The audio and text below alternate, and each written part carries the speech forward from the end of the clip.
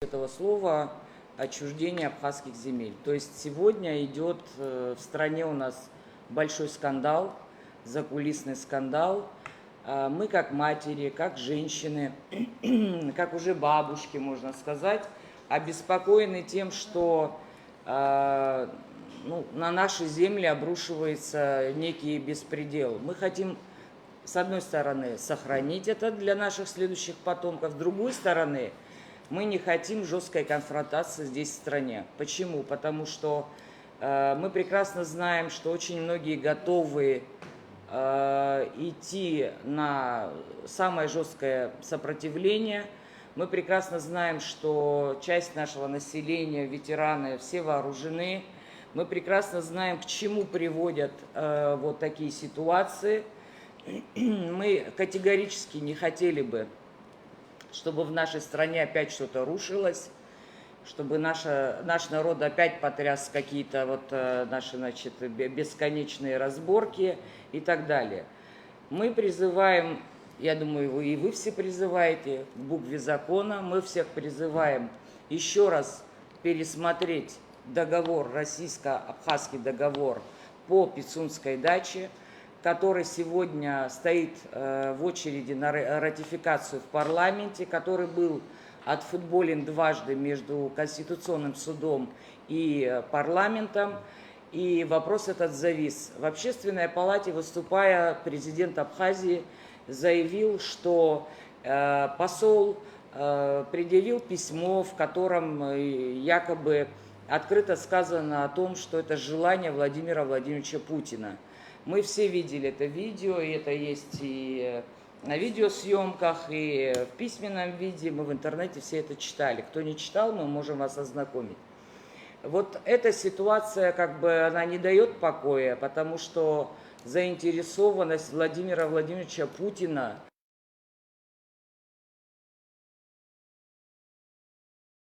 это смешно. Быть такого не может.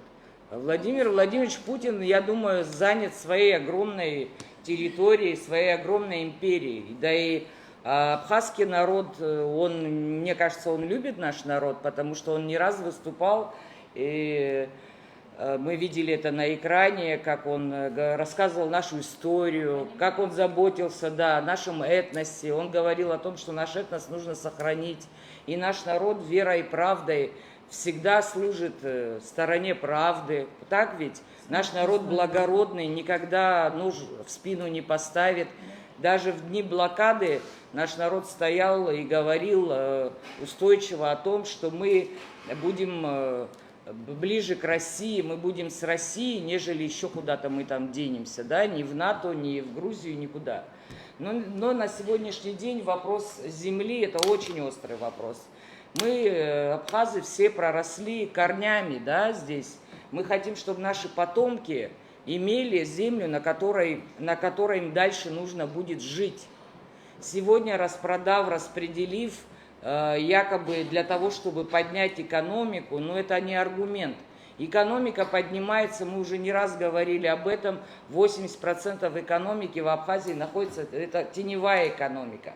Мы здесь практически все вы люди, которые приходили на площадь, подписывались, когда принимали закон антиконституционный. Мы за это боролись. Нам говорили, что закон сырой, но они сделали все, чтобы этот закон был сырой и не работал. То есть люди заполняют декларацию, но точных данных там все равно нет.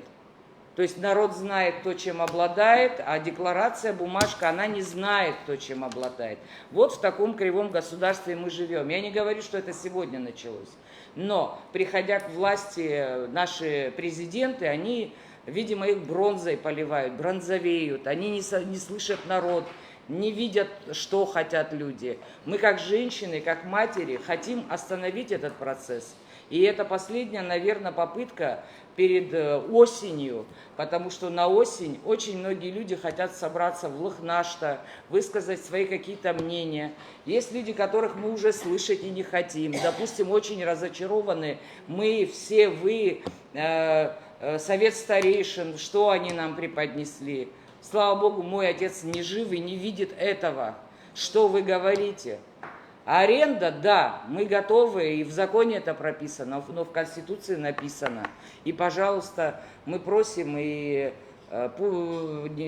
нашего президента прислушаться к голосу народа и прислушаться к нам, женщинам. Здесь, может быть, немного собрались людей, у кого кто-то болеет, кто-то, у кого-то дети, кто-то еще с работы должен подойти, кто-то срочно на похороны. Ну, это мы понимаем, потому что мы в Абхазии живем, наш менталитет такой. Но за кадрами, уверяю вас, очень много людей, которые поддерживают нас, которые хотят, чтобы мы развивались дальше в правовом русле, чтобы президент, давая клятву на Конституции, выполнял то, что он обещал. Мы не видим заботу, мы не видим, народ не видит заботу о себе. Майнингами заткнуть часть населения и делать, что хочешь, это тоже не получится. Майнинги никого не заткнут. Потому что люди, я за вас, наверное, скажу, я не знаю, вот только что мы об этом говорили, люди последние отдали земле этой своих единственных сыновей. И мы не вправе переступить. Пусть лучше нас не будет, но нашим потомкам останется. Вот до отчаяния вот женщины доходят, и я среди них. Надо будет, ляжем и под танки. Неважно. Наши ровесники не дожили до нашего возраста, до 50 лет. У нас уже есть дети, внуки, мы что-то видели в этой жизни. Но они тоже могли бы жить, если бы мы не затеяли бы, не сопротивлялись бы. Какая разница, кому нам отдаться и отдать эту землю? Нет никакой разницы. Да, Россия наш друг, единственное что. Но ни Грузии, ни Турции, ни России земли у нас в Абхазии не распродаются. И мы хотели бы, чтобы эти олигархи были остановлены. Там, говорят, аппетиты на Аибгу, часть Аибги до Рицы говорят. Говорят, аппетиты на следующую дачу Мюсерскую, там и Киндги, там, значит, список огромный. Но мы сделаем запрос в Министерство приватизации, дадут ли они нам. Мы сделаем запрос к депутатам, которые, кстати, две женщины у нас депутатши есть, это Гулария и Айба. Когда наши активисты сделали запрос на то, что нам нужно было поговорить, они сегодня должны были быть здесь вместе с нами. И очень многие спрашивали, а придут ли наши женщины-депутаты? Здесь вопросы, которые мне писали люди, которые не смогли прийти. Они хотели бы пригласить Айба Гулария, они хотели бы пригласить супругу президента Ахиба Элиту, обратиться к ней, как к женщине, как к матери, обратиться к послу Российской Федерации. Что за грамота такая, которую показывал посол от лица Владимира Владимировича Путина? Мы этому не верим. Прямое требование, да, там прозвучало в Общественной палате от президента, мы услышали, якобы от Путина поступило прямое требование, и в верительном письме это требование было. То есть я не верю в то, что, и никто здесь не верит в то, что Владимир Владимирович Путин на такое способен. И это нонсенс.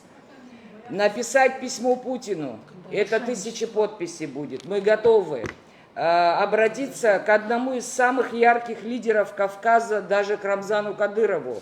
То есть с чем, спрашивают, обратиться? С тем, чтобы олигархи умерили аппетит. Абхазия – это маленькая заповедная зона, и мы ее хотим такой сохранить. И, кстати, для вас тоже, для олигархов, когда они будут приезжать сюда и питаться экологически чистыми продуктами, и купаться в чистом море, насколько это возможно. Вот. Ну и последнее, что мне пишут женщины, протяженность 17 миллионов квадратных километров – это Россия. Абхазия протяженность 8,6 тысяч квадратных метров. В эквиваленте отдать мыс Пицунда – это все равно, что забрать Крым. Если это торг, ну, мы можем сказать, давайте мы тогда нам Крым, давайте мы вам Пицунду. Такое можно сделать? Вот мне женщины это пишут, это все списано из лички, то, что пишут мне женщины, которые сегодня не смогли прийти. Вот. Это возможно? Нет, конечно, это невозможно. Мы не можем претендовать на Крым. Но почему стало возможным? претендовать на пол Пицунды или вообще всего мыса Пицунды. Это наша земля. И рядом находятся места силы, где жрецы наши приносят молитвы и так далее. Мы здесь собрались для того, чтобы остановить вот это жесткое противостояние, которое грядет. И мы хотим ему сказать: уважаемый Аслан Георгиевич Бжания, просим вас, остановитесь. Все, это все, что я хотела сказать. Дальше вот Марина, может, что-то скажет. Лариса, пожалуйста. Наира, вы единственное, что сказали, антиконституционный, нет, антикоррупционный, когда вы собирали. Да, да. Чтобы потом не придрались. Да, да, прямой эфир идет. Не будут придираться. Мне простительно. Лариса, пожалуйста. Только что Наира говорила о тех проблемах, которые надо нам как-то обсудить. Я думаю, что сегодня собрались все такие уважаемые женщины, и нас мало пока, потому что это только начало. Мне кажется, что женщины есть, которые присоединятся обязательно. И в наше время я вот наблюдаю такой пессимизм немножко у мужчин. Мне кажется, почему это? Потому что если бы это было бы в то время, когда они были, мы вот так мы начали разговаривать, потому что нас вогнали в такие рамки. Когда была Амцахара, сегодня такой ситуации давно бы не было бы. Они бы и покрышки сожгли бы, и все, что угодно знаем, сделали бы. Там очень много у них методов, которые не будем неприемлемы. Многие сожалеют уже. Да, и я считаю, что женщины тем более этим заниматься не будут. Но почему-то мужчины у нас сегодня инертные. Потому я благодарна Наире и благодарна вам, что сегодня приглашена на эту встречу. Встретила здесь активисток, знаю, что у всех душа болит. Немножко хочу коснуться того, что сделали с ветеранами сегодня. Да? Ветеранов раскололи до последнего уже, все, уже дальше некуда. Сегодня ветеран стоит против ветерана, и ветеран судится с ветераном. Мы, женщины, когда собираемся, иногда говорим: лучше бы на поле боя мы погибли бы на самом деле, чем сегодня ветеран поднимает руку или там какое-нибудь ружье, или автомат, или что-то, а такое бывало. И сейчас очень напряженно. Ветеран против ветеранов. Это страшное дело. Но зато те, кто провоцировал это, они прекрасно себя чувствуют. Они это знают. А это сделано специально. Фамилии называть я не буду, но чиновники, которые сидят в правительстве, сегодня такие довольны. Есть чиновник большой, я правду говорю, могу ответить за это слово, который сказал: ветераны, вы потолкаетесь друг с другом. Вы знаете слово, что такое потолкаетесь? Побейте друг друга, поубивайте, что хотите делать, только ко мне не обращайтесь с этими вопросами. Потолкайтесь, все. И еще, делая ручку вот таким образом, слушая нас 3 часа, он сказал: вам будет еще хуже. Вы знаете? Так, потому я сейчас не буду углубляться, это кому-то выгодно. Далее, стоят вопросы, да, это, понимаете, ослабление ветеранов, это на руку тем, кто сегодня не был на войне, приехал и сегодня властвует здесь и занимается коррупцией. У нас сколько есть съемок с войны, ребята погибли, ребята, даже вот Илюша говорил, придет время, когда здесь будут властвовать те, кто вообще не принимал участие, те, которые ждут своего часа. Час настал. И мы дошли до такого часа, когда распродаются наши земли. Мы в шоке. Сегодня мы слушали, как в общественной палате там выступали, как он говорит, наш уважаемый так президент, что есть такое письмо и так далее. Я, во-первых, письма этого напечатать вообще можно в интернете? Я не видела. Пусть напечатают. Мы должны посмотреть. Нету такого письма. Правильно Наира говорит. Путину не до этого. Путин занимается глобальной проблемой. Путин человек, который сохраняет против нацизма, фашизма, который сегодня борется. Ему не до Абхазии. Понимаете? Он спокойно приедет сюда и отдохнет, и уедет, и полезные дела здесь сделает. И человек, который напомнил нам, некоторым, которые забывают нашу историю. Многое, к моему стыду, я физик-математик. Я, может, историю столько не читала. Он даже напомнил мне, многие те моменты, которые я не знала. Хотя я знала, что где Грузия, Абхазия, так бы это я знаю. Но человек, который настолько к нам относится, сегодня он вдруг будет говорить, дайте нам землю, такого быть не может. Потому там какой-то нюанс, который мы он может, президент думает, что мы все ничего не понимаем и ничего не знаем. Мы все понимаем прекрасно и знаем. И знаем, за что погибли наши ребята. 3000 человек и 22 женщины на поле боя. И остальные, ежедневно наши ветераны, ежедневно по несколько человек наши ветераны, ребята и медсестры умирают. Почему? Потому что это все Нет от должного полученных, ухода. да, нету, понимаете? Это одна сторона вопроса. Теперь, я бы хотела сказать такую боль, как совет старейшин. Я была в ужасе, я думала, наша молодежь встречалась с ней. Мы надеемся на эту молодежь. Наша организация, я в том числе, во главе создали бессмертный полк. Для чего мы это сделали? Для того, чтобы напомнить нашему народу, некоторым, которых провалы памяти, и нашей молодежи, что у нас погибли это ребята. Вспомните, не забывай, пока мы помним, во-первых, они живы. Во-вторых, пока мы помним, мы не продадим обсны. Мы стали продавать. 3 года уже не идет бессмертный полк. Не идет. Я 3000 портретов мы сделали. С каждой мамой поговорили. Ты такая хорошая, ты бедненькая. С каждой поговорить. Это тяжело. Это же каждая мама приходит со своим ребенком, понимаете? Со своим сыном. И каждый надо подход. И каждый надо... И вот как педагог, вот она, Марина Кварча не даст соврать, я каждым к ним тоже так относилась. И что? Все на смарку. Я когда пришла и сказала, бессмертный полк надо проводить, оказывается, он в сетку не входит. Понимаете? Мне сказали, у нас запланирован День Победы, и в эту сетку никак не получается. А во времени не получается. В этом году я сделаю это. Я сделаю это по городам, я сделаю это в Сухуми. А на 30-летие, это будет общее, через площадь Победы и так далее. Это надо возобновить, потому что матеря ждут, матеря звонят и плачут. И что я хочу сказать, через эти погибших ребят нельзя перепрыгнуть, нельзя на них наступать и продавать нашу землю. Что останется нашим детям? Ничего не останется. Вы знаете, я, может быть, что-то знаю понаслышке, но сколько продано и продается, и на стадии продажи то, что мы не знаем. Кто нам, бедным, скажет, что там делается за кулисами?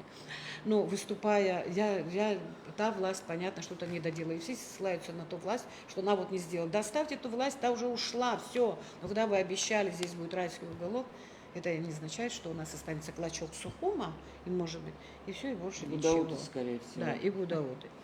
Ну, я считаю, что в то же время коррупция, конечно, процветает в страшной форме. У нас сегодня у ветеранов, у ассоциации зарплаты отняли. Вы понимаете? Оставили ассоциацию как юридическая, но отняли по 8 зарплату. Я, Наташа, там, да, 8. И мы сегодня живем на 7,5 тысяч. Скажите, какая женщина? Я прабабушка уже, не только бабушка, я прабабушка. И у меня же внуки есть, родственники. Я на 7,5 тысяч сегодня живу. Сказали, ты ничего не сделала, иди домой. Я дома нахожусь, да. Но я все равно помогаю женщинам, понимаете? Многие в Москву выехали и так далее. Мы сегодня боремся, бегаем все равно своим. Чего говорю? Скорик, ее нету. Ковид прошел, деньги ушли куда-то, я ни в чем никого не обвиняю. Но сейчас ковид опять грядет, сказали. Опять будет. А ведь, я к чему сейчас веду? А ведь наши женщины, ветеран тоже умерла. Другие женщины тоже умерли. Ребята умерли, молодые умерли из-за нехватки лекарств. А в то же время 20-30 миллионов можно взять и уйти, и все это с рук. Или вы мои слова вспомните. Все это уйдет в небытие, все это сделано с подачи какого-то сверху стоящего человека, который да. У нас Баз Баламара за что умерла? Молодая женщина, душа болит, до сих пор не могу в себя прийти. За то, что надо было вывести и к аппарату подключить, она бы жила. И совет... к чему? Я начала с бессмертного полка, я сейчас заканчиваю. Я пришла, потом вижу, что мы уже тоже в возрасте, мы тоже... Я все это буду делать до 90 лет, лишь бы дожила, и лишь бы вот это погибшее. Для меня все, кто живет, все, но погибшие — это больная тема моя. Понимаете? Я хочу, чтобы вот это помнили, не забывали. Сегодня, когда они приходят, преклоняются, это не значит только преклониться надо. Это надо брать, когда встречаются, стаканы поднимают. Это не то, понимаете? Надо помнить, надо болеть. И я сегодня к молодежи на организации пришла и сказала: мои родные золотые, я вам передаю вот это все. Это нельзя убирать. И вы будете вести это. Они с таким этим энтузиазмом это восприняли. Так это было им хорошо. И вдруг с ними сидит совет старейшин и говорит: знаете, надо продавать. Надо продавать земли. И что тут такого? Вы не слышали? И что? Дальше что говорит? Дальше. Вот Наира говорила об этом. Если совет старейшин советует молодежи, да в этом документе ничего нету в Так же этом. сказали. Надо порвать. Дальше, о чем говорить? Сократ Джинджоли сказал, Спасибо за надо внимание. порвать Я бы документы и хотела, подарить чтобы Марина эту дачу. сказала тоже. Писундах. Марина Максимовна. Извините. Да. Да. Почему нам не поставить вопрос перед всеми ветеранами? Почему у нас две организации? Вы что, на разных фронтах? Какие? Ну, Амцахара. Амцахара. Я, можно отвечу на этот вопрос? Отвечу. Почему не сделать это? Если эти ветеранские организации, ну мы же все взрослые люди, были не политизированы, то они бы объединились бы. А скажите, пожалуйста, а вот сейчас Аббас что сделал? Ну что, они взяли и выступили Гарри Поддержку. Бигвава, который всю войну прошел, человек-герой Я в шоке. из героев, сегодня он за продажу недвижимости и Пицунской дачи. Я просто... Я все могу понять, но этот человек как никогда бы это не сказал. Но оказывается, там идет заинтересованность. Объясню, мотивация, финансовая мотивация, это все знают, там можно далеко не ходить. Там идет оформление ПВО на ихнюю эту недвижимость. И мы сегодня можем из-за каких-то благ сегодня можем продавать что-то. Вот. Это делают ветераны. А дальше что мы хотим сказать? А тех Ветераны всех пришельцев пачкать не надо, можем это сказать. единицы делают. Да, всех это пачкать не не все. надо. Это вот. А насчет объединения Арва и там наши же ветераны. Это вопрос не к нам, это вопрос к бойцам, это к ним, там очень сложная ситуация. Да, я тоже за то, чтобы объединилась, да, ветеранская организация должна быть, а партия не должна быть. То есть это тогда получается, что это политика. Если ветеранская политическая партия, это политика. В Амцахаре политика. есть великолепные люди, там мои родственники, друзья и так далее. Я верхушку не беру, потому что я ее практически и не знаю, но я знаю то, что они пишут. Но в Амцахаре великолепные люди, наши ветераны, которые воевали так же, которые есть ребята в Аруа. Мы бы очень хотели, чтобы Политика они нас объединились. разъединила. Вот И то, мы что бы я- очень хотели. Но И они не понимают, что они зло несут. Они разорвали общество. Как так можно? Раскололи, Вот там вообще ну, и я бы так сказала, им помогли разорвать это общество. Мы понимаем, откуда эти интриги все шли, мы прекрасно знаем все, что происходило, от и до причем, почему именно так произошло, но сегодня другое время. Не стоит упрекать там то, что было тогда. Я, например, не ветеран. Ветеран моя сестра, хотя вот меня просили в Аруа вступить, там у тебя там все воевали, но вперед своей сестры я никуда не вступлю. Это Аруа, это ветеранская организация. Я как бы в партии АПСН. Вот. И возглавляю на сегодняшний день Сухумский отдел партии АПСН. И Да. надеюсь, что туда придут разные люди, разные совершенно. Если вчера, допустим, за эту власть кто-то боролся, а сегодня он понимает, что он глубоко ошибся, я подам ему руку и скажу: сюда идите вместе. Потому что в коррупции ни в какой в жизни, ну, знаете, не участвовала. 2 года проработав в Гале как солдат, туда-обратно отработала, ушла, сделала свое дело маленькое, но пусть оно будет моим маленьким кирпичиком. И дальше я буду также продолжать помогать своей стране. Мне не нужны должности, потому что я умею работать только честно. А ходить туда за коррупцией — это вообще не мое. Просить депутатское кресло, да оно мне тоже не нужно, если честно. Я больше, как общественник, сделаю гораздо больше своим близким, родным. Депутатское кресло людей. И голову все это, сложить, да, надо это думать. не важно. Сейчас тема как бы, чтобы не ушла. Я хочу, чтобы Анжела Бранзе нам тоже лгубжет, и лхарл тахоп, и лхархаб. Как меня много, как меня много.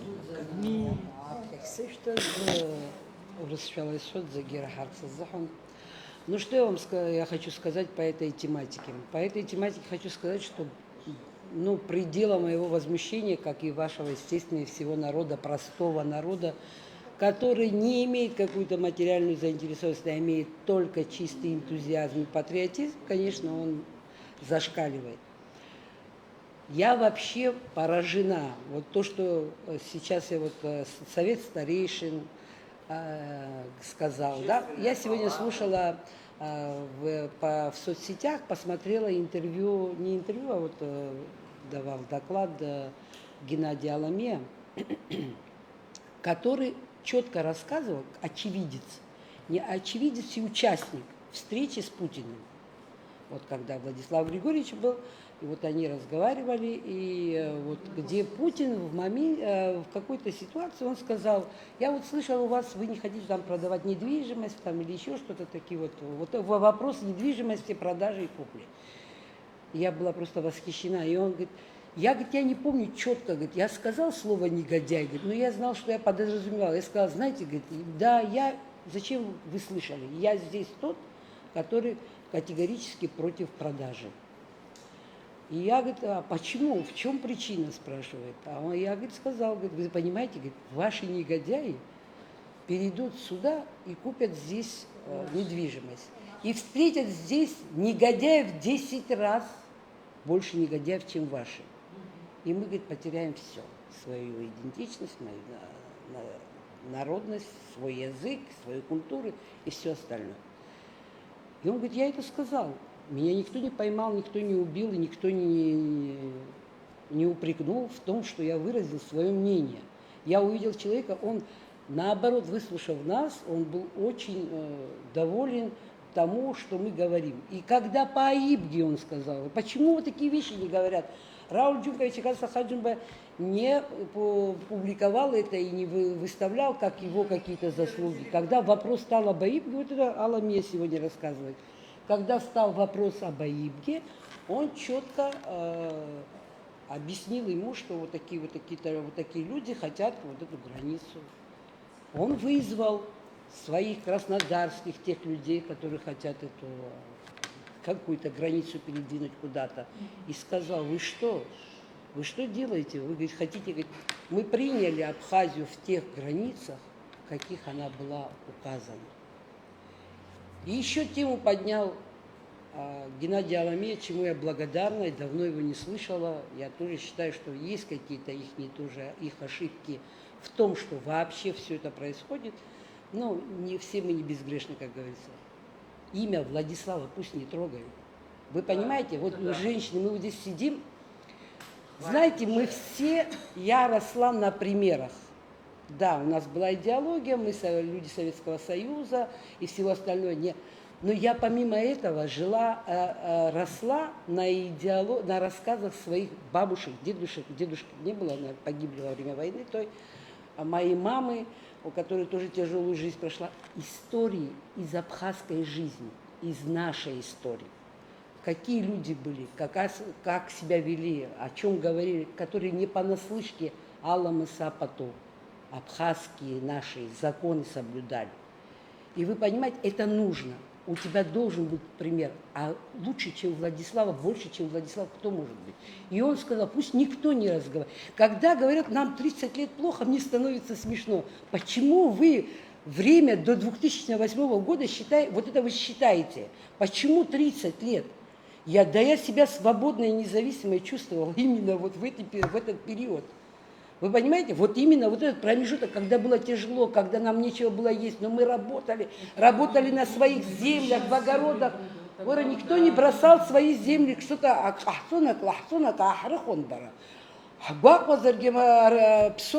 вы видели, как мы ни разу не сказали что-то против России. И сегодня спекулировать на теме Россия, это вообще, не знаю, люди нас подбивают, наверное, какой-то трагедии, чтобы мы встали и сказали «Аурус Шахтахдам», что за дела?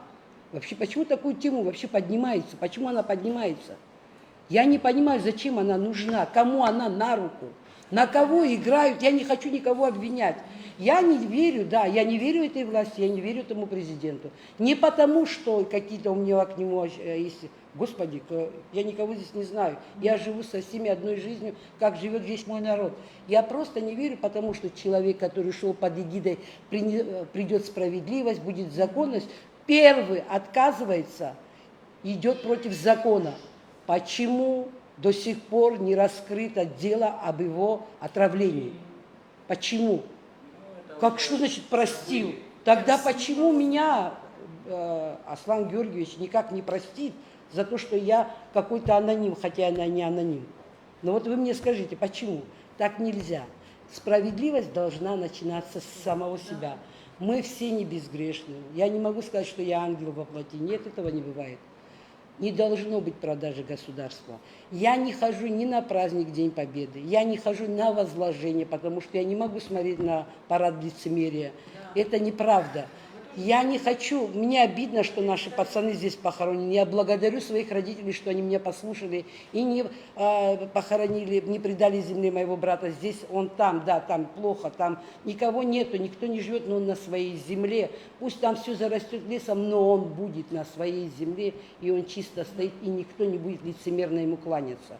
И потом, когда говорят, что женщины в политике какое отношение имеют, послушайте, вы простите меня, я некрасиво разговариваю, не по-абхазски, но вас, мужчин, вас произвела на свет женщина. И всегда все начинается с женщины. И в доме тоже, между прочим, мы знаем историю, мы свои обычаи тоже знаем. Я не хочу, чтобы мой сын не имел будущего, ради которого мой единственный брат закрыл фамилию моего отца. Я не хочу, чтобы моего сыну кто-то упрекал в этом. Вы понимаете? Я этого не хочу. Потом я не могу понять, почему столько вопросов, мне обидно, почему мы столько говорим о вот этой даче Мюссеры, почему мы забываем тот ролик, я недавно вот в телеграм-канале, я там иногда отвечаю, вот, я хочу спросить, вот этот Цандры пришли, что продали, помните, вот ролик был, русские приезжали, здесь будет то место, где объединятся, померятся грузин и абхаз. Вы знаете, что мы уже давно большую часть отдали первой береговой линии. Мы ее отдали. Кому? Мы никому не давали. Не, мы с вами не дали. Я имею в виду Вот наш... это все и надо Вы вытащить понимаете, там документы. будет анклав. Там они будет что, всё ризотто скандал. или ризотто, что они собираются строить? Я залезла туда, начала просто читать. Поговорили, Я во многих вещах этих не разбираюсь. Вы понимаете, эти апартаменты, вы знаете, какие суммы маленькие комнатки будут стоить? От 9 миллионов. Вы вообще понимаете, о каких деньгах это говорится? И потом, мне очень обидно, что происходит с ветеранами. Мне очень больно, что происходит с ветеранами. Вы виноваты в большинстве случаев того, что сегодня происходит. И то, что сегодня московский батальон, да, диаспора, говорит за продажу, их здесь ничего не держит. У них все есть там. Здесь у них ничего нет. С завистью смотрю на школу, и, может быть, некрасиво. Я хочу все темы охватить, у меня не получается это все сказать. Я много хочу чего сказать, но, наверное, больно кому-то сделал. Я смотрю, это 4-я школа, школа этого, армянская школа, что строится. А где наши вот эти вот крутые абхазцы? А где они? Я хочу их спросить, богатые, они же все крутые. Где они? Вы знаете, там школа как построена? Я смотрю, я завидую. Вот эта школа Багдасаряна, именно Багдасарян, что стоит, вот школа возле Горано, что находится. Вы вообще... Там работает Сатама Захахис Яшадзам, я клянусь, я интернационал. У меня в роду и русский, и армян. Я вообще человек Советского Союза. То есть у меня нация не существует. Я вам честно говорю. Мои кумовья все... армяне, вот у меня есть, я дружу со всеми, я их всех люблю. Я вообще в Абхазии по нациям людей не перебираю. Я решила одну какую-то методику взяла у американцев наших, что все, кто живет в Абхазии, абхазы. независимо от нации, русский, армян, грек, Ну, кто бы армянский, то Абхазия, Абхаз. да. Все, для меня это жители Русские Абхазии. Абхазии. Нас объединяет Абхазия. Я благодарна всем, кто как за родину, ну, за свою родину встали, будь он армян, грек, русский или еще кто-то. Но когда диаспора абхазская с Москвы говорит, надо продавать, ты, может, какие-то деньги куда-то вкладываешь, я не знаю, куда ты вкладываешь. Может, какие-то лекарства ты прислал, слава богу, мне не я все покупала за свои деньги. То есть мне не приходилось к тебе обращаться. И не дай бог, чтобы мне к кому-то приходилось обращаться. Уэра, а старого уэра, а школу. Апсу бисфяхта, хоть и бо апсу бисфяхта. А школ паркушнины, и вот, Мариночка, я хочу вам сказать, вы, учителей, просто протестируйте. Кто и Хамадзин, Апсу, Рысто и Дзерцо, вы понимаете, что у нас происходит? В Галлии я хотела открыть курсы абхазского языка, все к этому готовила, Да. обращалась в диаспору, никто не помог. И здесь обращалась, никто не помог. Вот мне обидно. Я никогда, вот я уже 30 лет, но я это по своим причинам не поднимала. Никогда в жизни, это некрасиво, что говорили, мы женщины поднимаем, но этот тост никогда в моем присутствии, мои близкие знают, за погибших, за ушедших, за наших пацанов, я не поднимаю. Не потому, что я их не помню или еще что-то. Я не хочу, чтобы это был тост ради тоста. Я не хочу, чтобы это стало причиной того, что ты выпьешь вот это горячительное, а через 5 минут ты будешь говорить ужасные слова за этим.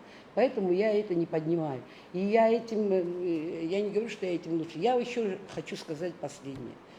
Я буду до конца стоять. Я не знаю, что меня завтра ждет. Естественно, я в опале сейчас, не знаю где. Мне очень тяжело и на работе. То есть есть такие какие-то моменты, я хочу уйти, но пока не знаю, чего жду. Вот. Мне очень тяжело, но я буду до конца бороться. Я буду действовать, как мне завещал. Я этим... Мне, знаете, как бы писали эти анонимы провластные, ты постоянно, как это говоришь, пользуешься именем брата, как это, спекулируешь, вот такие слова. Это говорит спекулянт и непорядочный человек, такие слова. Я этими словами не спекулирую, я по ним живу. Я хочу вам сказать, я по ним живу. Он мне сказал, я военно обязана, можно сказать, я дезертир. Я вот называю президента дезертиром, но я сама дезертир, потому что я военно обязанная была. Я проходила военную кафедру, и я обязана должна была быть на поле боя.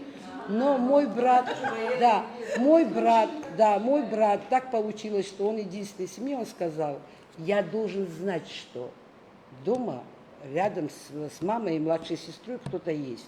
Я на тебя надеюсь. Со мной что-то случится, ты пойдешь. Ну и вот так случилось, что он случилось в конце войны.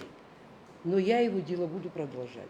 Пусть убьют меня, пусть еще раз набросят на меня весь СГБ, там еще там, кто у них еще есть, все армии, всю армию, я не против. Вот. Но дело не в этом. Я вам еще раз говорю, земли ни одну 5 земли нельзя продавать. Никакую землю не отдавать.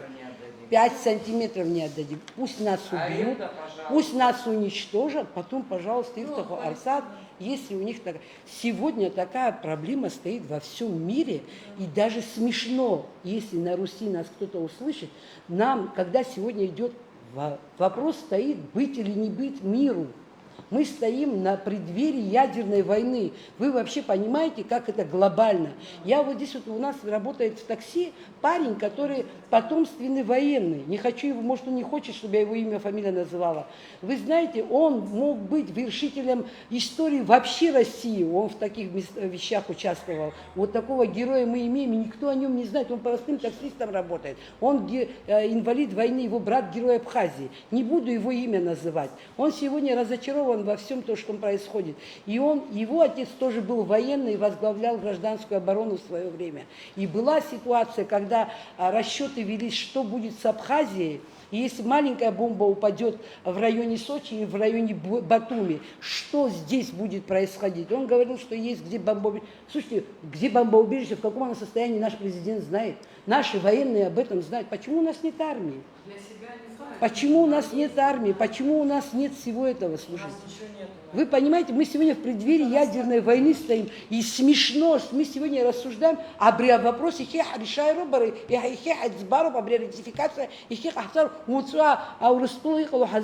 верю в победу России. Перед НАТО. Даже я вообще не сомневаюсь, что великий русский народ, я клянусь, уважаю, люблю. Для меня памятник неизвестному солдату рядом с нашими пацанами даже больше, можно сказать, стоит. Я вам еще раз говорю, сегодня эту тему вообще решать нельзя. Кто ее решит положительно, я думаю, что он должен быть наказан. Наказан по всем законам Абхазии. Я так считаю. И пусть никто не говорит, что женщинам делать нечего в политике. Вы поймите, вас на этот свет произвела женщина. Мы продолжатели того, что сегодня есть. Если вам здесь нечего делать, если вас здесь ничего не держит, отдайте. И я еще раз хочу сказать, в будущем наши пацаны, и вы, Лариса, и вы, ветераны, и я перед вами преклоняюсь, я вам хочу сказать, вы боролись, воевали против врага, без оружия пошли, но вы победили. Вы это делали ради будущего. Я всегда говорю, уже пора со сцены уходить людям, которые... Мы же это для будущего сделали, для нашей молодежи сделали. Конечно, я считаю, что должны быть старейшины, должны быть советники. Молодежи отдайте, будущему отдайте эту Абхазию. Я вас уверяю, я верю в нашу молодежь, я верю в наших молодых ребят. У нас есть хорошие ребята, у нас есть прогрессивные люди. Я вот восхищаюсь Саидом Барганджи. За его интервью я готова слушать постоянно. Его передачи я восхищаюсь. И таких у нас много. Когда сегодня президент говорит, что мы не сможем, мы дураки, то он, например, с Александром Владимировичем взял, что ли, я не могу понять. Почему так унижать свой народ? У меня сегодня моя племянница учится в Московской дипломатической академии. Мы без всякой копейки туда поступили, мы лимит у них не покупали, за лимитом не бегали, нам повезло, ребенок поступил. У нас сейчас вот закончил Энрике Агарба, Аргун, как его, на красный диплом. Кто-нибудь знает, какие у нас дети? У нас великолепные дети, вы понимаете? У нас много хорошей молодежи. Я хочу, чтобы эта молодежь жила здесь, я вас уверяю, у них намного больше чести и самолюбия, и у них настолько вот они видят по-своему эту Абхазию, отдайте им, я вас уверяю, они настолько собственники, они никогда не отдадут и пяди земли. Вы понимаете, в хорошем смысле собственники. Они гордятся своей историей. Когда мои дети говорят об Абхазии, когда говорят о истории Абхазии, кем они гордятся, вы знаете, я знаю, что мы не напрасно эта война была, не напрасно наши мальчики погибли. Ну дайте вы этой молодежи жить. Почему вы за нее решили, что надо отдать тому? Да никогда мы не преклонялись ни перед кем и не будем преклоняться.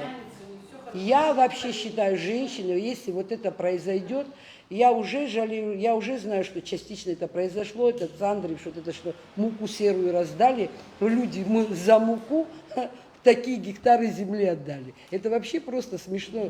Это не смешно, надо хочется плакать, понимаете, хочется плакать. Слушайте, пусть оно валится, пусть оно зарастает бурьяном, это наша земля, это моя территория. И никто никогда... Давайте напишем письмо. У меня есть предложение. Почему мы не можем сделать, как Тамара Шакрыл? Почему нам... Давайте... Пусть нам вытащат это письмо, которым браватствует президент, которым он везде вот это рассказывает. Пусть принесут. Давайте, если у нас будет основное, напишем Владимиру Владимировичу Путину. Для меня Владимир Владимирович Путин, я, как не поймите меня, вот Владислав Григорьевич, конечно, для меня это самое даже не обсуждается. И Владимир, для меня президент мира он. Поэтому я считаю, что никогда в жизни Владимир Владимирович не опустится до такого уровня.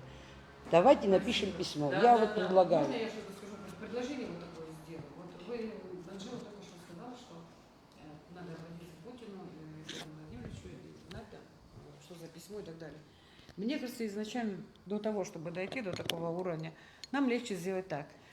Избрать человек 5-6 Да все и вместе записаться пойдем. к послу Российской Федерации, к нашему вот здесь посольству. Вот давайте первый шаг сделаем. Не надо ни к президенту, никуда. Придет женщина Абхазии и скажем, вот до нас дошли такие слухи, мы Россию любим, все. Я, например, тоже не сомневаюсь в победе России. Я не знаю, какая глобальная проблема есть и задача, и она будет выполнена. В этом никто не сомневается. Но неуважение к нам такое от посла Российской Если Федерации в оно было. Абхазии, такое неуважение мы не потерпим, женщины. Так вы покажите нам то, чем мотивирует наш президент. Он нам не вытаскивает, не показывает. Но вы нам покажите.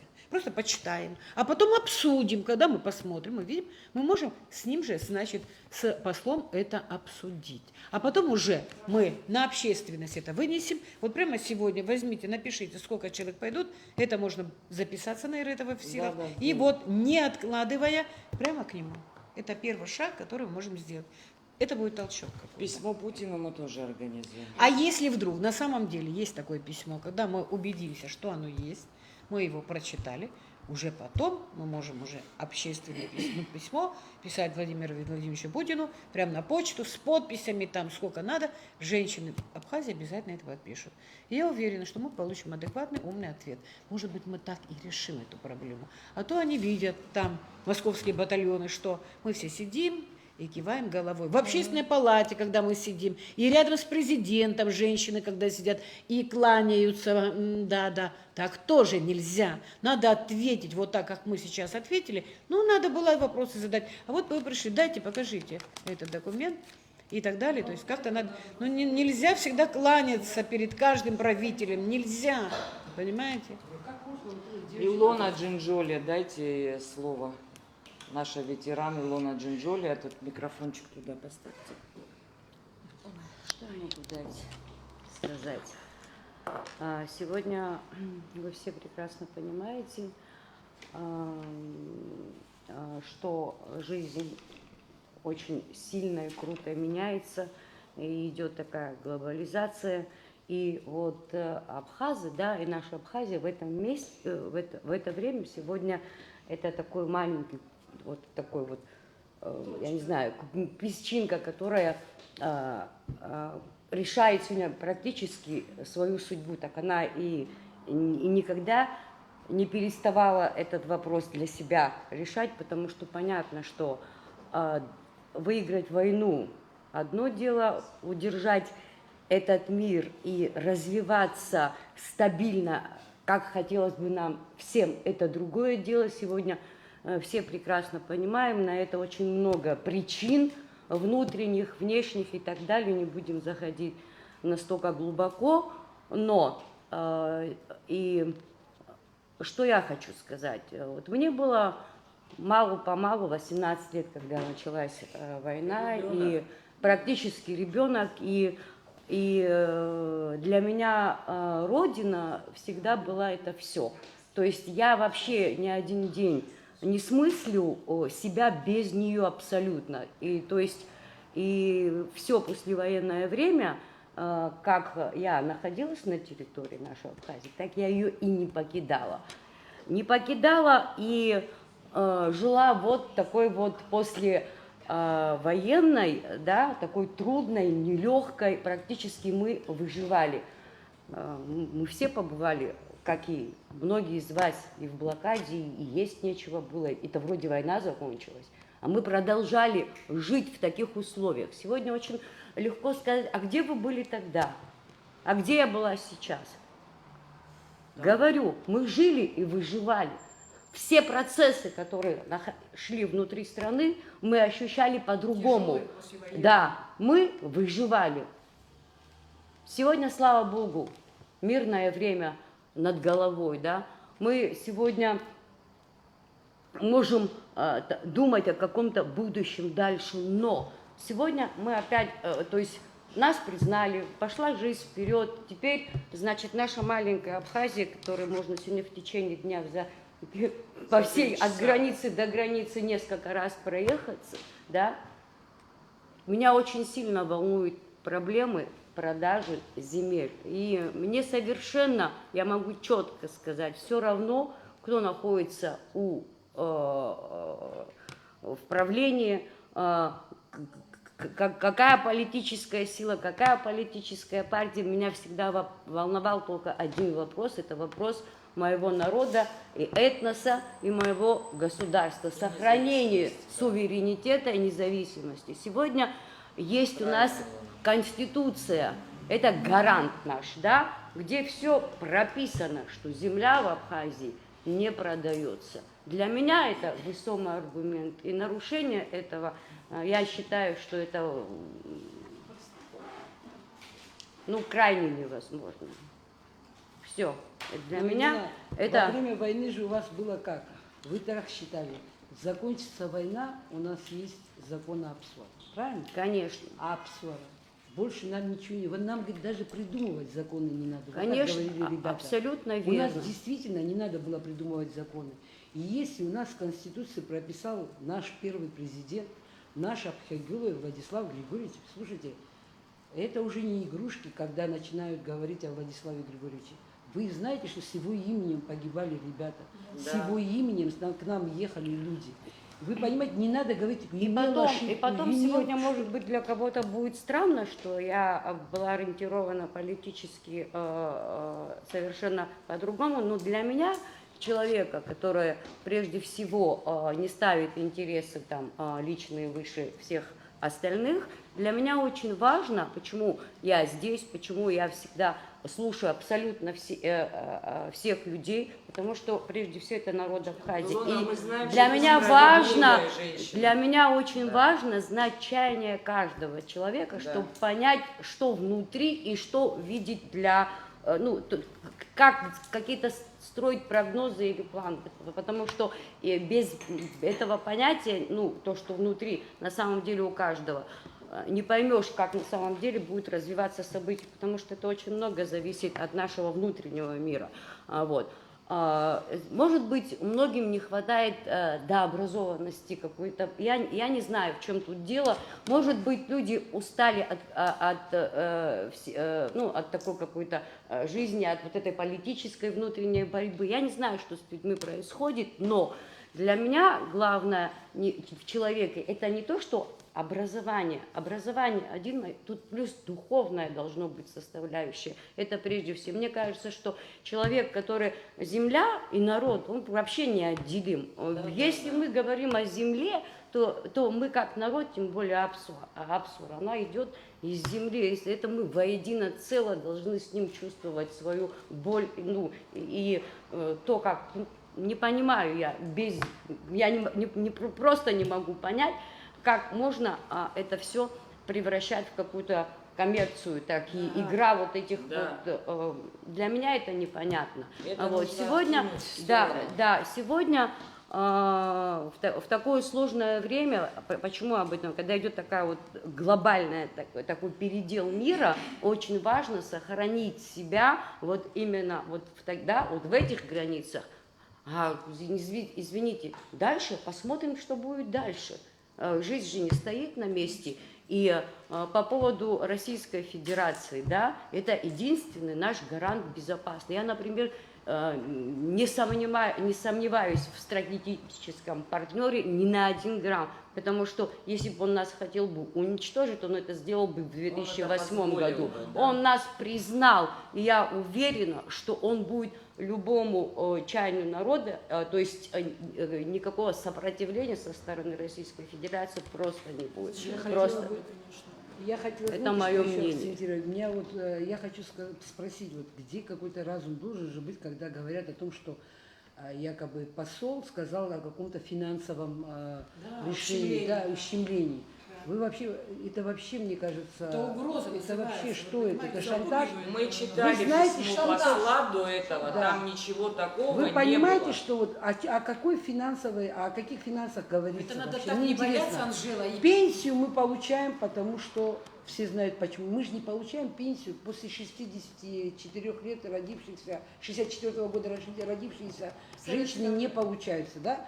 А это те, которые проработали период в СССР, они стали гарантами. Почему они постоянно вот это вот ставят и людей обманывают тем, что если вдруг что, пенсию прекратят Это выплачивать? не Россия. Слушайте, это шантаж. Вы согласны, Это что мы наши должны чиновники. поговорить с послом? Я знаю, Это это. наши Я чиновники. уверена в этом. Но также, люди, простой народ, почему не понимает, что это нереально? Что человек, который сказал во весь мир, Медведев тогда, да, Дмитрий Медведев тогда признал, да, признание был, но Владимир Владимирович, естественно, это одна команда.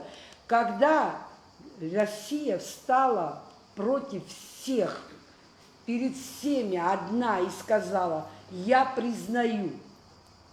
Слушайте, после этого, когда весь мир напал на нее и обзывал ее оккупантами, фашистами, как хочешь только обзывали, все вот это перенеся, вдруг Россия будет вести себя вот так? Сегодня будет Вы за Нет, кого конечно. вообще мне Мы в это не люди, верим. логика же должна быть в голове чуть-чуть, слушайте.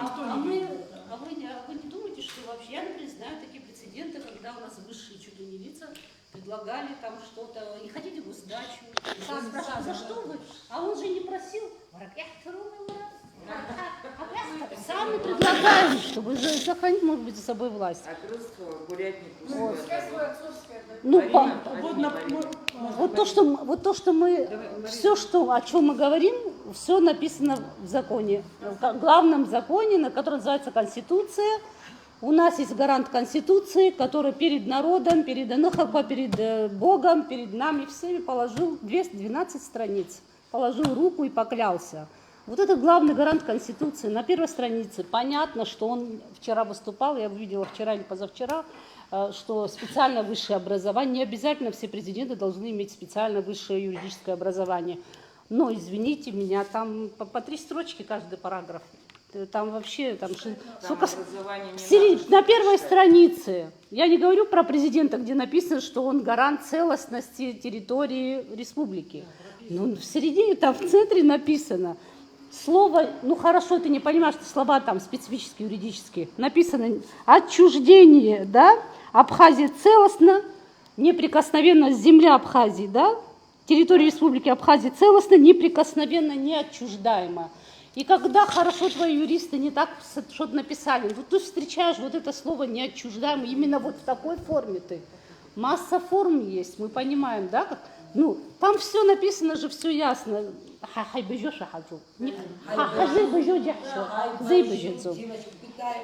Вот.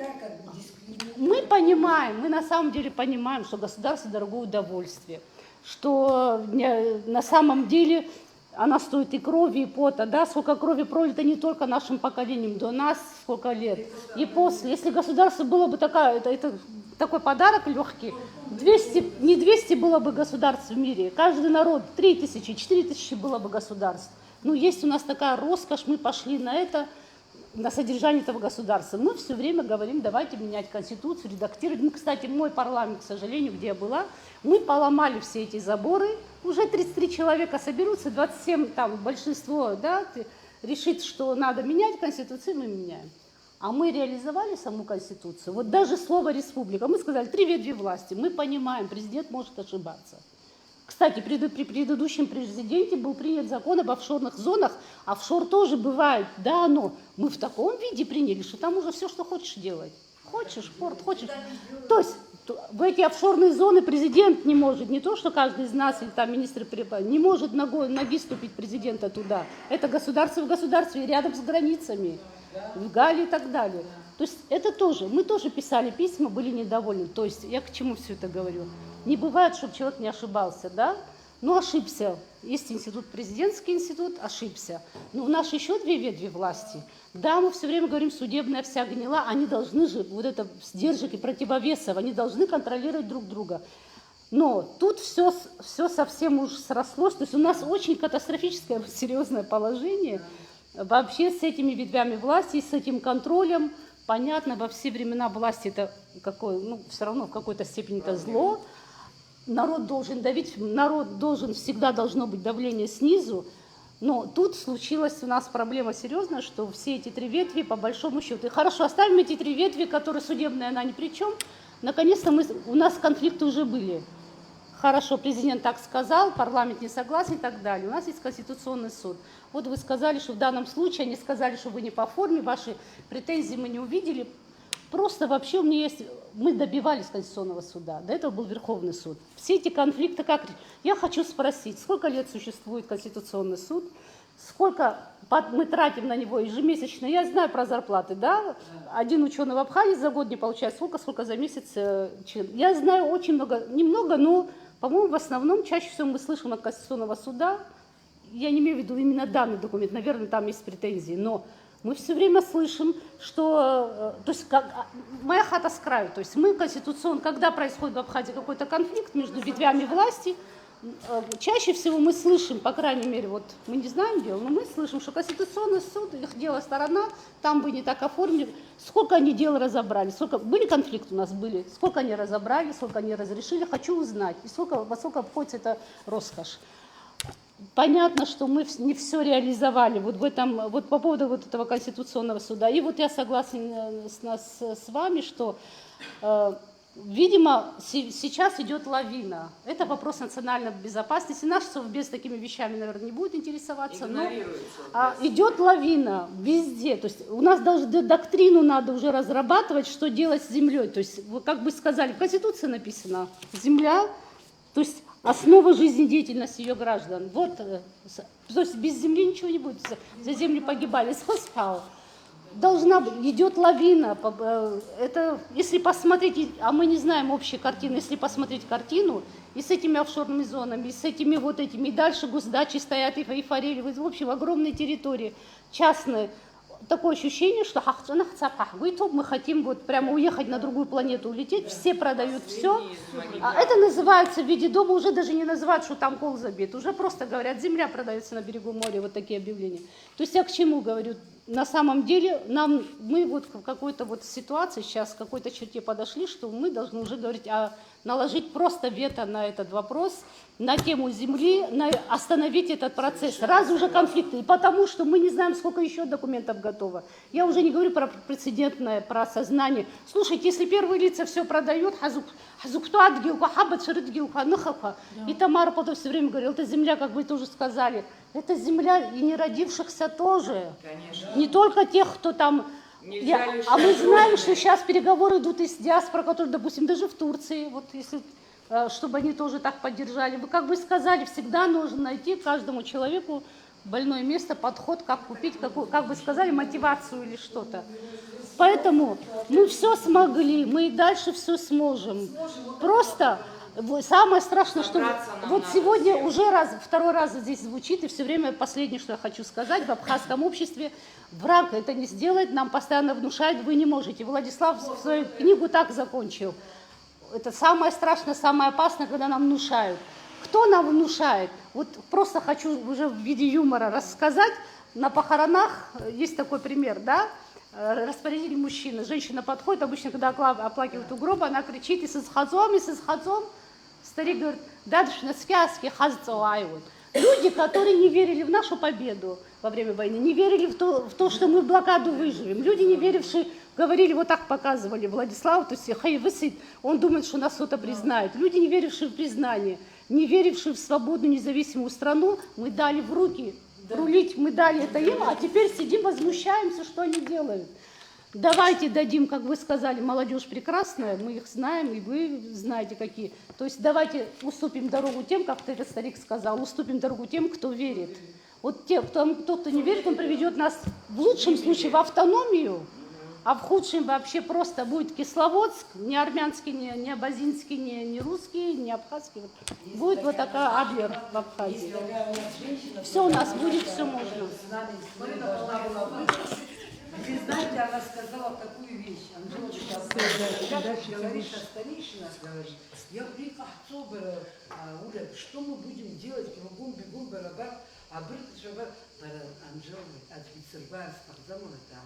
Барабар нас, я абхазский нас слышала, закзел дерваза, закзел каваза, нас альгамана, нюха, почти узка.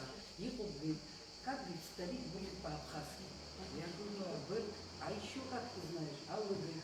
О, есть алыгы, есть алыгы. Она говорит, Она никогда не может стать абыргом. Понимаешь? Мудрым, она имеет в виду, мудростью.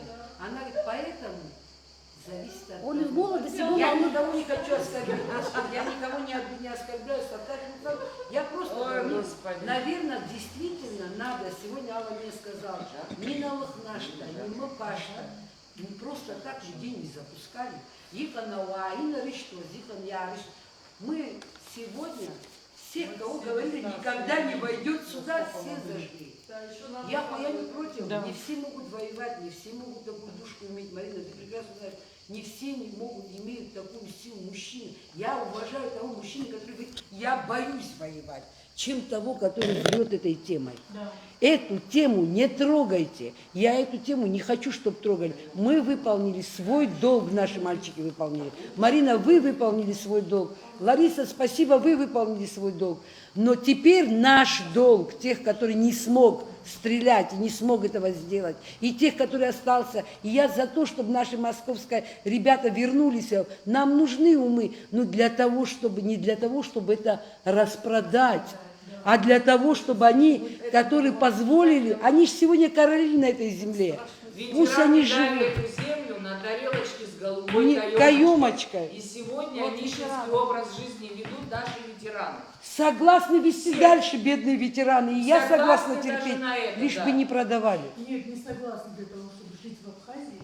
Вот Марине сказала, Марчия, да, честно говоря, у меня накипело, я далека от политики, но у меня на самом деле очень много боли. Как сказала Илона, говорит, не продается в Абхазии земля. Земля в Абхазии продается давно, и знают об этом многие. Вы знаете, на самом деле я живу, да, давно за пределами Абхазии, но я знаю много. Слышу, может быть, даже то, что вы не слышите. Лариса Андреевна сказала, что вот, Алексеевна, простите, она сказала о том, что вот ветеран погибло, не было ухода. В то время, когда бушевала пандемия в Абхазии, скажу, и пускай знают, это знают многие, но я еще раз повторюсь, в то время, когда бушевала пандемия в Абхазии, люди умирали без лекарства, наш, кто-то сказал, не помню, неуважаемый, лично мной, неуважаемый президент Аслан Бжания сидел в Москве, своими глазами видела в ресторане «Золотое кольцо», и он заключал договор и продавал землю абхазскую. Где они были, когда умирала моя мама, и не покупали, не было у нас в Абхазии компьютерной томографии. Наш мэр, уважаемый Беслан Эшба, люди умирают в больнице Гудаутской, асфальт стелил. Для кого? Для кого стелил Беслан Эшба асфальт? Люди умирали, не имели лекарства. Моя мама умерла. Нету ни в одной стране мира, ребята, где продавалось лекарство. Я связывалась, вот не даст Наира, я связывалась с врачами, Штаты, Израиль, было, не скрываю, Грузия, Москва. Актембра ни в одной стране мира не продавалось за такие бешеные деньги. Аслан Георгиевич не знал о том, что продаются в Абхазии лекарства? Или я понимаю, ему не до этого. Время делать бизнес. Как мне говорят, ты что там будешь говорить? Мне есть что говорить. Сухумский ЖД вокзал, простите, пожалуйста, во что превратили? В общественный туалет. Сейчас что они делают? Едут в аэропорт превращать общественный туалет. Как живет Абхазия? Где, когда будет жить моя страна, моя родина? Я нахожусь там, я приехала сюда. Да, я смелая, но я не умею говорить, может быть. Да, писать я могу написать. Ребята, вы знаете что? Очень много таких мужчин, которые потеряли своих братьев. И они говорят сегодня, мы молчим, ждем пока, кого они ждут. И их братья погибли. Сегодня наш уважаемый анклав, который ни разу не идет ни на кладбище, на могилу Владислава, он кто такой вообще на территории страны? Они пришли в Абхазию защищать. Вы мне сегодня кто-то может сказать, вот так вот встретить на улице, что ты говоришь? Они не пришли за того, что харахат, они за нас с ума не сходят. Я тоже за них с ума не схожу. Они приехали, не могу забыть, я живу с этой болью, 30 лет там, и я изо дня дней вот здесь сижу. Я могу не есть, я читаю, я смотрю, что? Пошли, мы говорим объединиться. А кто будет объединяться? Кто с кем? Которые булыжниками брат против брата кидал, который я вижу видео, в крови люди. И они сегодня про лукаво говорят.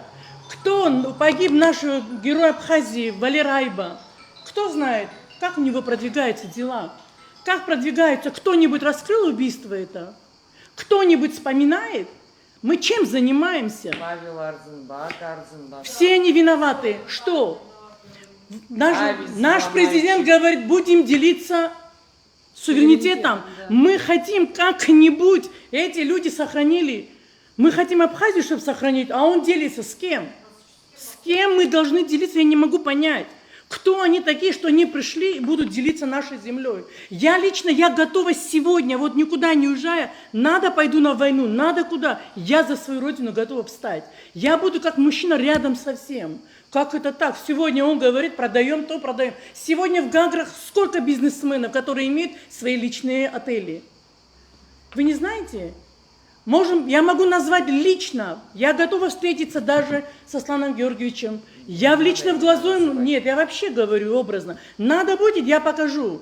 Я покажу людей, которые, начиная, продавали паспорта. Такса была. Хорошо. Сегодня земля, такса есть на землю. Сегодня готовы продать госдачи. Мы отдаем суверенитет.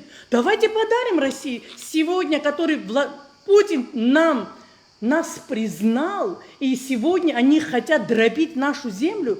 Путину не нужна вот эта пицунда.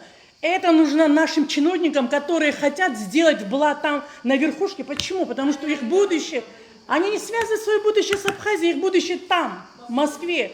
У меня ребенок единственный, я говорю, поехали в Абхазию жить. Я в Абхазии боюсь жить. Почему? Потому что люди не защищены, люди не могут. Сегодня я приду в суд, знаете что? И суд продается, и любой суд покупается. Я вам могу сказать, что сегодня захочу, куплю любого, я имею деньги. Кто сегодня не продал? Куда не пойдешь, начиная ЖКО. Пришел, квартира нужна, туда подойди, она тебе поможет. У нее полно квартир. Участок, вон пойди к Илоне, Илона продает. Илона не продает. Вы знаете, я шучу. Вы знаете, шутка шуткой, но на самом деле у нас продается Илона. Это коррупция. Все, коррупция, она так расцветает. Люди так живут. У меня зять, который 30 лет пашет, он герой. Он 20 лет не может свою машину поменять. Сегодня пацаны, они на рейндж-ровере катаются. Вы меня извините. Он физически впахивает, он физически работает. Его уважают как мужчину. Он не может физически. Значит, что делать? Воровать, обманывать, кидать, земли продавать. Для кого наш президент пришел? Кому он обещал сколько? Хорошо. Если на то пошло, всех президентов сажать надо. Всех. И его тоже. Он пришел, сказал, буду пальмы сажать, то сажать. Что он сделал? Слушай, я не могу понять, что сделал. Пришла новая власть, Рахатский сад, если они что-то сделали. Я хочу, чтобы мы все жили красиво. Как сказал Кадыров, мы все будем на шикарных машинах ездить. Я тоже это хочу, чтобы все ездили. Я пока вижу, они ездят. Их дети много. Одна мне говорит, ой, а что ты закончила? Я говорю, а что закончил этот человек, что он на джипах, у него в гостинице, его сыновья каждые 3 месяца джипы меняют. Я слышу, как он в окно, Вара, слушай, джип привезли, 8 миллионов стоит. А на что он покупает? У него образование деревенское, тоже такое же, как я, ничего с меня не вышло, то же самое. Но я единственная, да, у меня нет образования, может быть, такого, как у Жания, но я за свою землю готова положить голову. Да. Вы знаете, ребята, я скажу, что на самом деле люди не хотят войны. Я тоже иногда говорю, ты шаргаз, да сгаз, тхазаны дырга. Как привели, пускай так, а тут как он пришел, кто отравил его. Эти люди сегодня говорят, Квитиня, который ушел в отставку, он сегодня спрашивает меня, как вы на это смотрите? Слава Богу, что ушел, и слава Богу, жалко, что сейчас. Давным-давно надо было ему уйти. Что? Для чего? Когда он обвинял, говорил, что отравили человека, кого они обвиняют? Кого они конкретно? А коронавирус их? Доказательства где?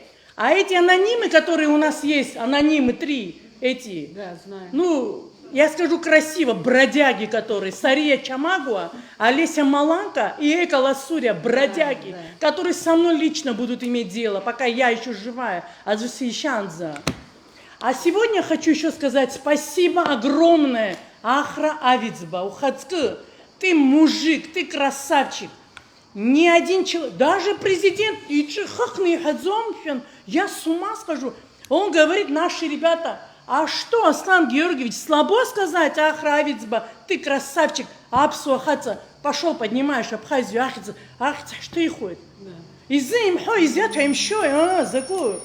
Изя твоим шо, я эмоциональная, да, простите, пожалуйста, но вот тут вот так накипело, хватит. Достаточно шарцит, яфет. Кушать, вот здесь такие женщины в лице, вот таких прекрасных женщин, грамотных, умных, я ничего не могу, но я рядом стану. Как говорится, патроны подавать буду, как Ислам Шарги. И вы знаете, честно, надоело, хватит, вот тут уже нас накормили, кормили, уже никто не будет кушать. Если он хочет, пускай продает Тамышскую свой этот усадьбы, Москва быстрее, как раз недалеко, я недавно проезжала его имение Убрахиртият. Абсентула, ферхват, фахват, оставьте в покое, пожалуйста, Абхазию. Если вы будете дальше продавать Абхазию, люди встанут и пойдут точно так же, как вы пришли, против вас. Честное слово, надоели уже. С вами полностью согласна, я буду кратко. Я с вами полностью согласна насчет того, чтобы вот написать письмо и пойти к послу. Но вот я вот, как бы я так предлагаю, это там дело ваше, конечно. Для начала мы можем попасть на телевидение. Почему наше телевидение, оно не для всех? Мы жили, я ребенок СССР. Грузины были, мы туда не попадали, там Зиури пела, все пели. Мы не пели. Мы не пели, потому что Дарайртон. Уже что создырдзу махавах я хазнейдзу. Не, ну вы издырваете из духа. Неужели мы не можем для начала пойти на телевидение? Телеграм-канал не все смотрят. Пойдем на телевидение, пусть нас услышат. Не все знают, что Апсо телевидение, к сожалению, простите, я его не смотрю, но надо, чтобы услышали нас. Пусть нас покажут на телевидении. Пойдем такие вот женщины, как вы, выступим на телевидении, скажем про землю, скажем про все. Нас там не услышат, мы пойдем и к послу. То есть останавливаться, я считаю, что мы не должны. Я похоронила двоих братьев взять, а не для того, чтобы я вот отдала землю кому-то. Я извиняюсь перед кем-то, если я не права, я не хожу на День Победы никуда. Я на День Победы еду на кладбище к братьям. Потому что я там, с ними рядом. Можно я слово скажу? Как бы я кратко, вот единственное, что я хотела сказать. Насчет телевидения, да, вот вы сказали, пойдемте на телевидение. Я к большому стыду вообще, это может сейчас никто не поймет, я 2 года не смотрю телевидение. 3. Я не смотрю. Потому что я посмотрела 1-2 передачи и перестала смотреть. Это по моим соображениям, я перестала, не хочу это. Второе. Мы проводили встречу ветеранов, женщин. Мы пригласили и Абаза, и пригласили абхазское телевидение. Абхазское телевидение пришли. Да, с трудом, но они пришли, сняли все. Абхазское телевидение вообще не говорили вообще. Это было отчетно-выборное собрание, это было работе ассоциации, это было движение, не движение, вот такое вот сопротивление того, чтобы нашу организацию вообще убрать. Это не нужно, как не нужно. И мы об этом говорили. Оно не было показано, потому что Ирина, такое ощущение, как будто телевидение создано ее папой, как будто наследство это пришло. Я такой ненависти. Я редко сталкиваюсь, поэтому на телевидение идти я не хочу. Во-первых, они обрежут все, что надо. Это я не хочу. На Абаза еще можно как бы пойти. Это первое. Второе, как Марина сказала, вы знаете, я на нее смотрю и вспоминаю вот то, что когда она была, это такие чистые дети были. Это были настолько и тогда патриотичные, такие они остались. Где-то это и мое воспитание в этих детях. 30 лет прошло, как я уже оставила школу, да, и дети, которые встречаются, меня приглашают. Не потому что я такая хорошая, потому что они такие хорошие. Как она говорит правильно, и вы говорите, Абхазия стала разменной монетой. Натали Смыр, как она, я на нее смотрю, думаю, ну просто я восхищаюсь. И встала с парламента и сказала, ваши дети будут жить в Москве, а мои дети будут здесь жить. И вы, говорит, каждую вот эту разменной монетой делаете, знаете, как будто бы в казино выиграли. Вот такое ощущение, как будто сели в казино. А почему бы мне не дать тебе клочок? А почему бы мне? Мы сегодня на 14 миллионов тратим на перелеты куда-то в другую страну, да, 14 миллионов. А бедные ветераны живут на 7,5 пенсию. Почему нельзя? Если у него такие друзья есть у них, тогда пускай и пенсию повысит. Сегодня мы автобус-то мы в школе дарим, но это Татулян подарил. А мы не можем, да, купить. И что? Вы понимаете? Почему армяне? У меня зять армян, я их обожаю, люблю. У меня дочка за армянина замужем. Как вы думаете, я как к ним отношусь? Но одни армяне сейчас котируются, понимаете, у него. Что это? Юлия и Мухари. Мы уже никто. Послушала всех наших уважаемых женщин, со всеми согласна. Но хочу вернуться к нашей Конституции Республики Абхазия. Вот напомнить гаранту Конституции. Вот здесь Марина, уважаемая, говорила. Вот 4 статья Конституции. Территория Республики Абхазия целостна, неприкосновенна, неотчуждаема. И дальше, в статье 5 тут же идет. Земля и другие природные ресурсы являются собственностью народа. И знаете, что хочу сказать?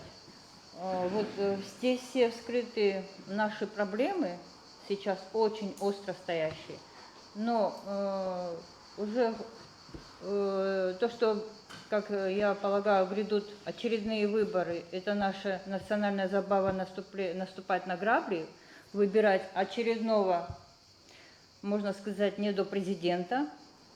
Давайте воспользуемся статьей 2 Конституции Абхазии. Сейчас я вам ее зачитаю. Народовластие – это основа государственной власти в Республике Абхазия. Что можно сделать? Можно собраться всему здравомыслящему, порядочному народу Абхазии. Я знаю, что такие люди у нас есть, и их большинство. Мы должны собраться на всенародный сход, где мы можем решить все наши проблемы, поставить эти задачи, и на них мы можем, на этом сходе мы решим все наши проблемы. Это будет начало строительства нашего успешного, мощного, сильного государства.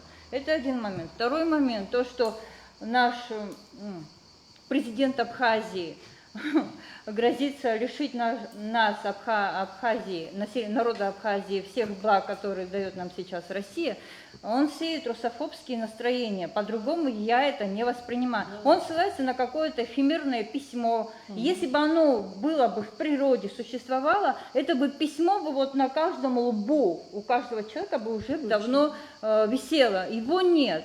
И не нужно злить Владимира Владимировича Путина, потому что сейчас президент России воюет со всем глобальным миром, глобалистами, которые хотят уничтожить Россию, а мы вообще, мы песчинка.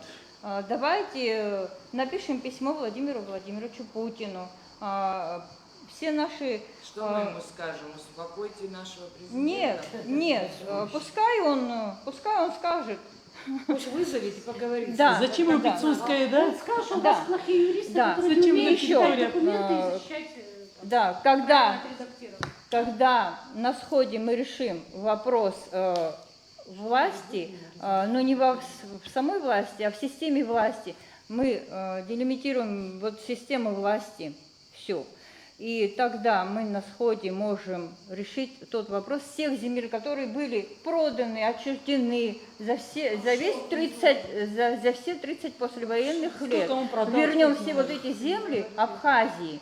Я не абхазка, но мои дети абхазы, и мои внуки будущие тоже будут абхазами. И я не хочу, чтобы земля моих детей, моих внуков, моих праправнуков будут будет роздано, распродано кучка непонятно от кого. Все. Эльвира Вазала. Я буду тоже кратко так скажу свое мнение по этому поводу. Я хочу сказать, что я сегодня представитель общественной республиканской организации «Аруа». И за последние 2 года было немало сделано этой организации, когда это касалось Всех острых, да, проблем. да, незаконной выдачи, значит,